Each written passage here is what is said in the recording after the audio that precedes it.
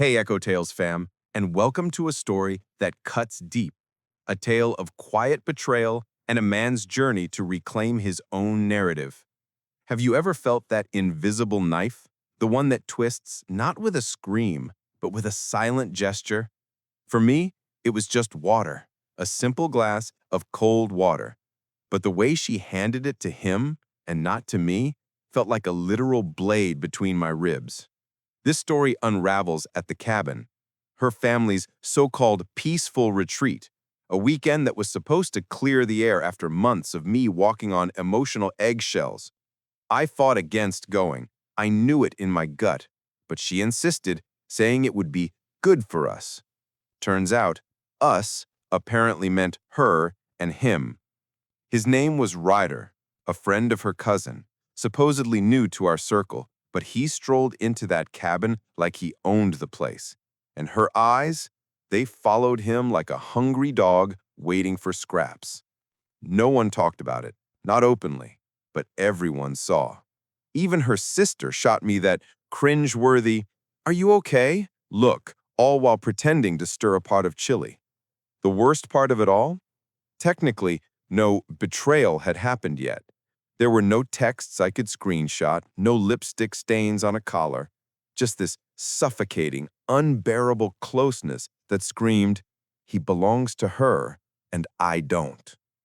She'd laugh a little too hard at his mediocre jokes, touch his wrist when he spoke, and if I dared say I didn't like how he spoke to her, she'd immediately leap to his defense, telling me I was just jealous again and making something out of nothing. I stayed quiet. I always did. But the moment that finally shattered me wasn't loud. It wasn't a heated argument. It was subtle. He spilled his drink and she rushed, practically tripped over herself, to grab him a towel and water. A giddy schoolgirl smile plastered across her face. And I was sitting right there, empty glass in hand, an unacknowledged ghost at the table. She never even looked at me. Everyone at the table noticed. You could feel it. They all looked down, pretended to chew their food, letting the suffocating shame hang in the air. Because no one ever sides with the guy being emotionally replaced, right? Not until he screams. But I didn't scream. I waited. Through dinner, through her laughing with him on the back porch, through every agonizing moment I spent pretending I was okay. Until we finally got inside. That's when she said it. The worst thing yet. "You're overreacting. He was just being nice."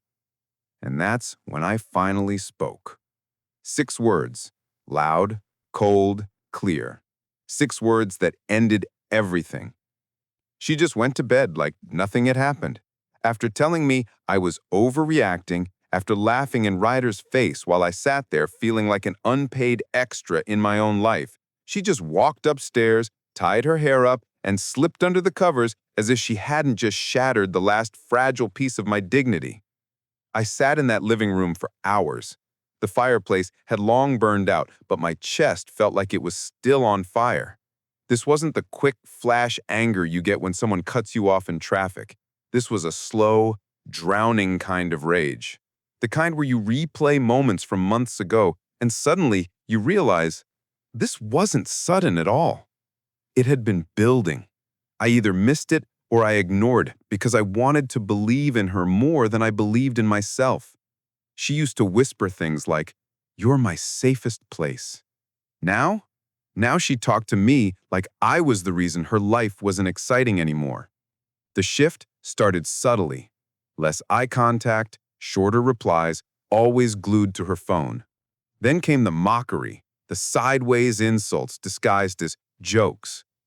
"Oh, Myles, you're such a worrier," she'd say in front of friends with that patronizing smile.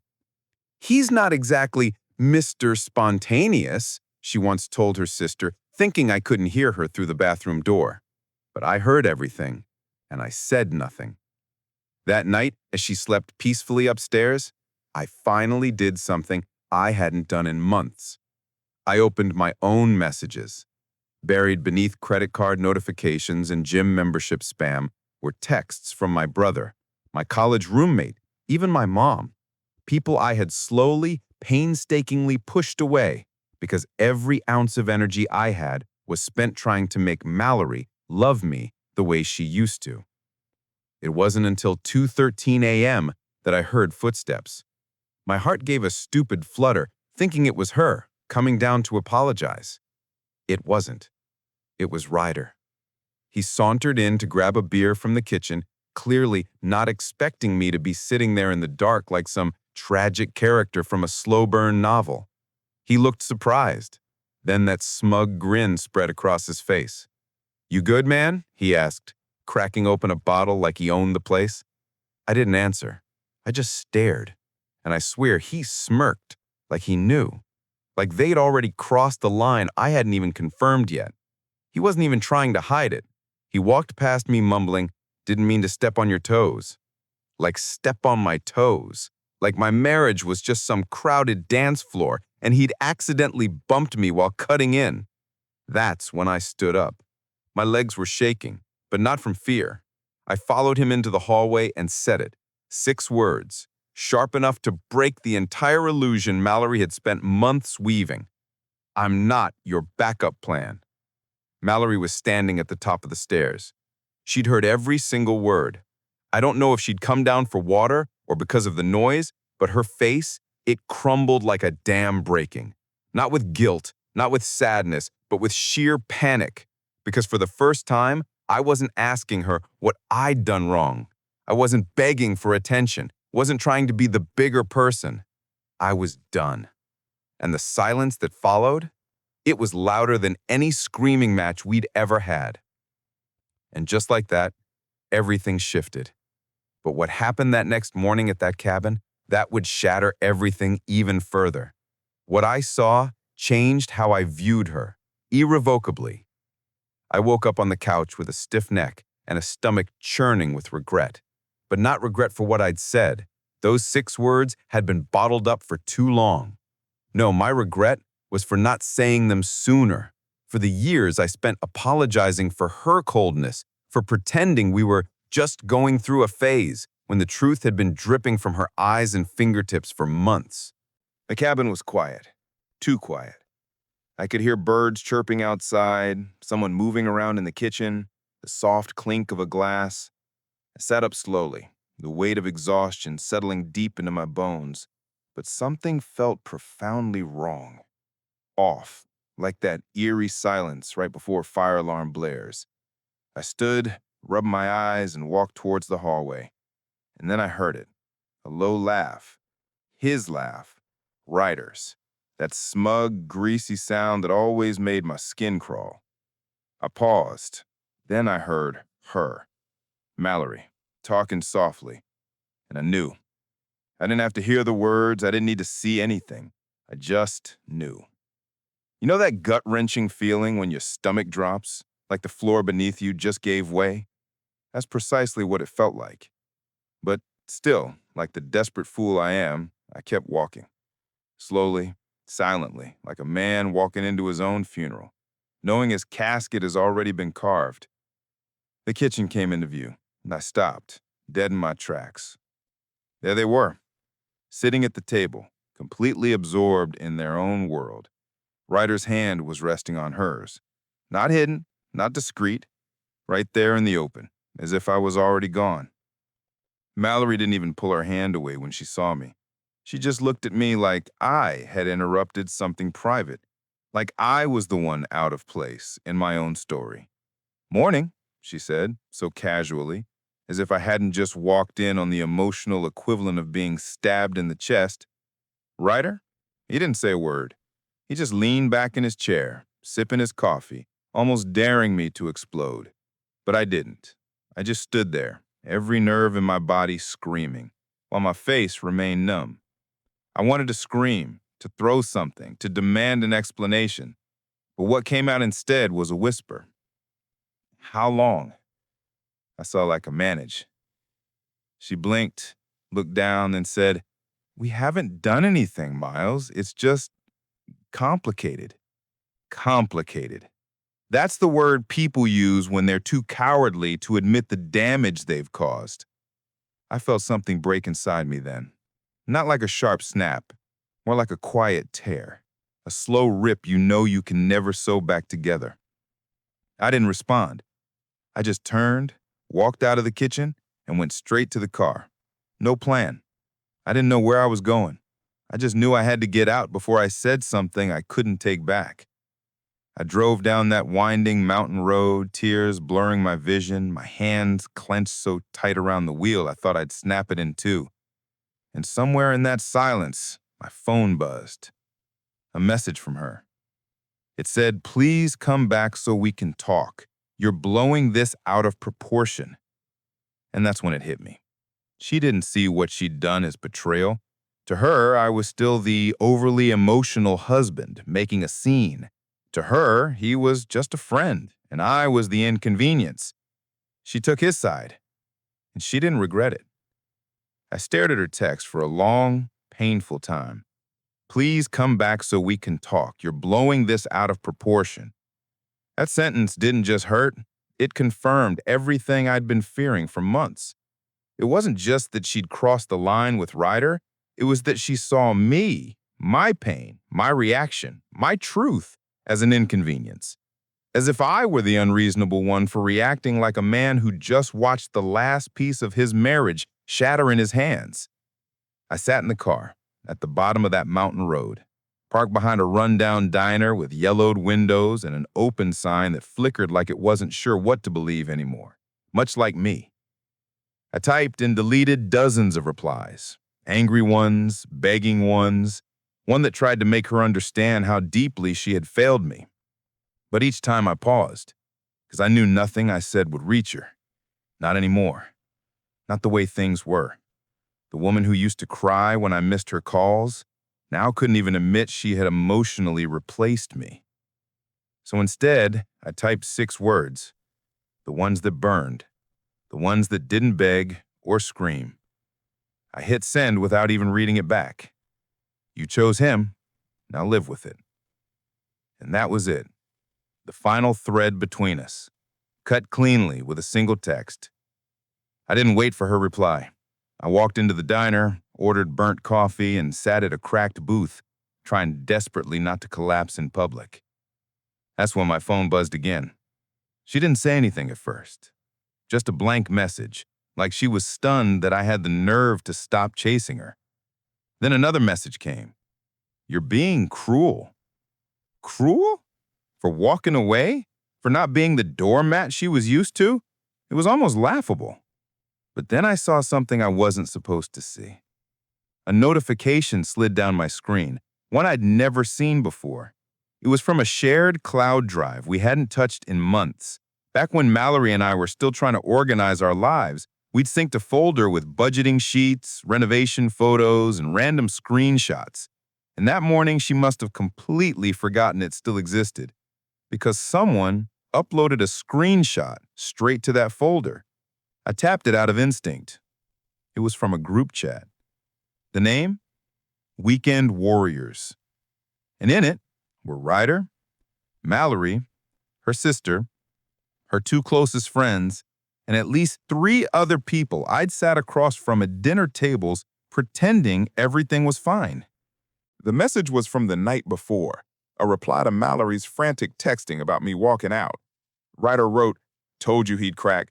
Just keep pushing the narrative and play the victim. He's too emotional. It'll stick." Another message followed, "Don't worry, babe. They always stick the woman's side anyway." And then came the one that sent a chill straight down my spine. From Mallory, "He just needs to be the bad guy for a while. Then when it calms down, I'll spin it like he was unstable. It's cleaner that way." Cleaner. That word stuck in my teeth like poison. This wasn't just betrayal. This was orchestration. She wasn't panicking. She wasn't confused at all. She was meticulously laying groundwork, strategizing how to protect her image while painting me as the problem. I sat frozen, my hand trembling as I took screenshots, one after another as if my life depended on preserving this digital confession. Because in a way, it did. I forwarded them all to a separate email, backed them up, and then deleted the evidence from the shared drive. She still had no idea I had seen it. I wanted to scream, to throw something, to call her and demand answers, but I didn't. I was done giving her reactions she could twist into proof of my instability. Instead, I called Wes into the room and said, "You're gonna want to see this." 10 minutes later, his face was pale. He looked at me and said, "Dude, this isn't just messy. She's setting you up." And then he asked a question I wasn't ready for. What if she's already told her lawyer all this? I hadn't even thought about lawyers or divorce. My heart hadn't caught up to what was happening. But that was the moment it clicked. This wasn't about saving a marriage anymore. This was about surviving a war I didn't even know I'd been drafted into. And the next move I made, it shocked even me. For the next 24 hours, I didn't respond to anything. Not her messages, not her missed calls, not the email from her mother asking me to talk things out like an adult. I did nothing. But behind that silence, I was moving faster than I ever had in my life. I contacted a lawyer, a real one, not a friend of a friend or someone who owed Wes a favor, a professional, someone who listened carefully, read the screenshots, and then said something that chilled me to my core. She's not just painting you as unstable. She's preparing to flip the script completely.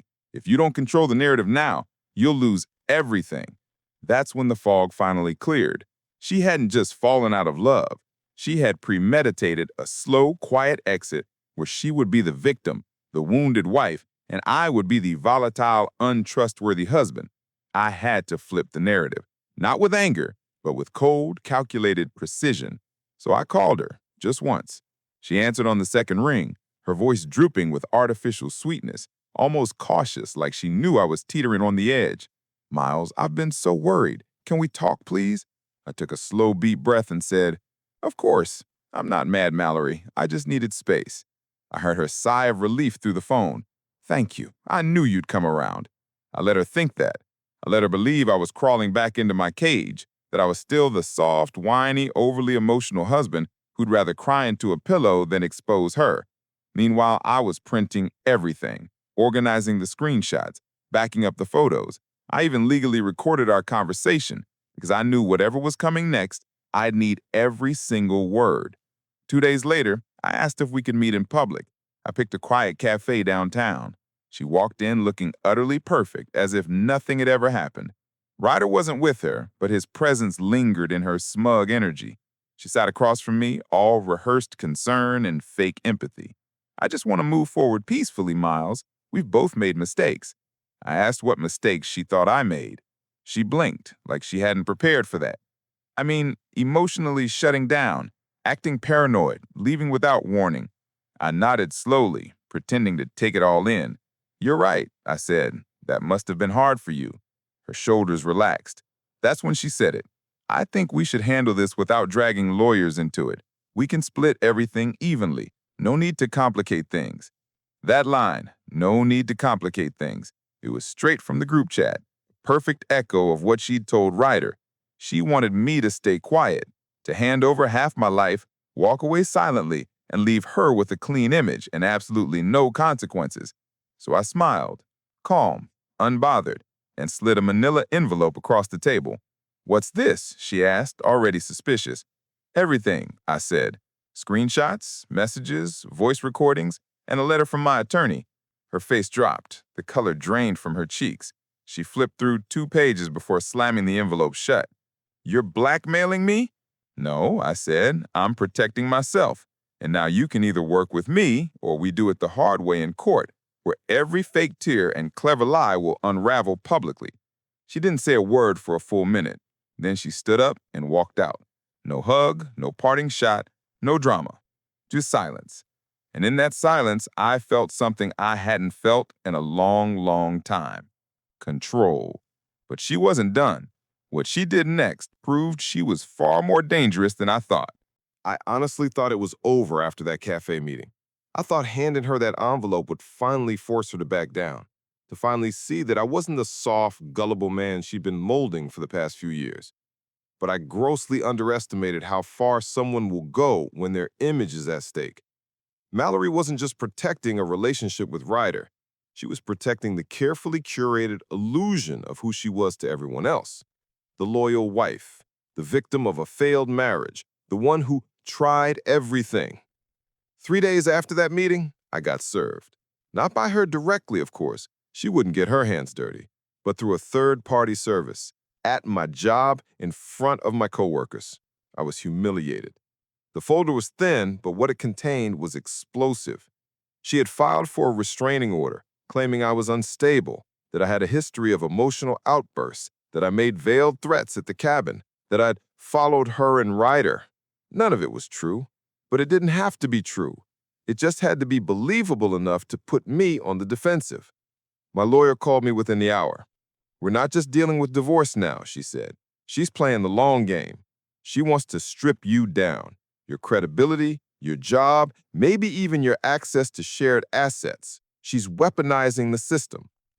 I felt like I was suffocating. Every time I thought I'd taken a step forward, she'd knock me back 5 more. And worst of all, people were starting to believe her. A mutual friend texted me, "I hope you get the help you need, man." Another asked if I had really snapped at the cabin. The smear campaign was spreading faster than I could keep up with. And I realized what Mallory was doing wasn't just self-preservation. It was pure character assassination. But what she didn't know, what she couldn't know, was that I had already sent the contents of that group chat to someone else, her company's HR department. You see, Ryder wasn't just her emotional crutch. He was her coworker. And not just a colleague, he was her direct supervisor.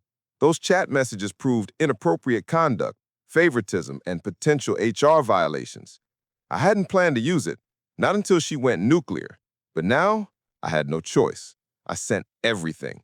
No commentary, just a time-stamped digital trail of their affair, her manipulation, and his blatant involvement. Within 48 hours, I got word back. Ryder had been suspended pending an investigation, and Mallory, she was placed on administrative leave. The narrative she was spinning began to crack. Suddenly, she wasn't the poor, misunderstood wife. She was the employee under scrutiny for an unethical relationship that threatened her company's reputation. And just like that, the tide started to turn. But even as her carefully constructed walls began to collapse, she made one final desperate attempt to regain control. She showed up at Wes's house, uninvited. She stood outside, looking disheveled, no makeup, hair pulled into a tight bun as if she were desperately trying to project innocence. I watched through the window as she knocked once, then again. I didn't move, but Wes opened the door. "Is he here?" she asked, her voice low, calculated. Wes stepped aside slightly.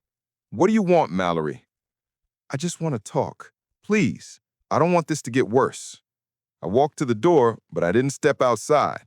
I stayed in the shadows, just enough for her to know I was there. She looked right past Wes, her eyes locking with mine. "I miss you." And in that moment, I knew. This wasn't an apology. This was bait, a trap dressed in nostalgia, and I wasn't falling for it. What I said next would finally make her mask crack. Mallory stood outside that night as if the world had fallen apart around her. And in a way, it had, but not because of anything I had done. Her carefully crafted version of reality was crumbling. Ryder was under investigation, her job was slipping through her fingers, her lies were unraveling thread by thread, and now the last card she had left to play was the oldest one in the deck, pity. But I didn't move. I stood behind Wes, arms crossed, completely still, watching her try to act like the past 3 weeks hadn't even happened, like the group chat didn't exist, like she didn't try to make me the villain in a story she wrote herself. "I miss you," she said again, her voice trembling just enough to seem believable. "I know I've made mistakes, but we've been through so much. Doesn't that count for anything?" That's when I stepped forward, not to take her hand, but to finally say what I should have said a year ago. "It counts," I said quietly. "It counts as experience, the kind I'll never repeat." She blinked. Her lips parted as if she wanted to cry or scream, or maybe even both. But I didn't wait. I gave Wes a look, and he slowly closed the door between us. It wasn't slammed shut. It didn't need to be. It clicked softly, but to me, it sounded like pure freedom. I didn't cry afterwards. I didn't even shake. I sat down on Wes's couch, exhaled for what felt like the first time in months, and realized losing her wasn't a tragedy. It was the best thing that ever happened to me. A few weeks later, the legal mess started to clear. Her false claims fell apart once her texts were exposed. Ryder was fired. She resigned before her company could formally terminate her. She tried reaching out a few more times, through mutual friends, vague social media posts, even a handwritten letter left in my mailbox. I didn't reply because for the first time in my life, I wasn't chasing closure. I was the closure. I started therapy, reconnected with people I'd pushed away, picked up my guitar again. Slowly, piece by piece, I began building a life that wasn't centered around being enough for someone else. It was mine. It was quiet, but it was real. And every time I think back to that moment at the cabin when she poured him a glass of water and left me sitting there like I didn't even exist, I remind myself how far I've come. I'm no longer a background character in someone else's story. I'm finally the main character in my own. What a journey, right, EcoFam? If you've ever experienced someone rewriting your reality or trying to manipulate you with a fake apology, share your story in the comments below. What moment from this tale resonated with you the most? Don't forget to like, comment, and subscribe to Echo Tales for more raw and unfiltered stories like this. We're just getting started, and your voice matters here.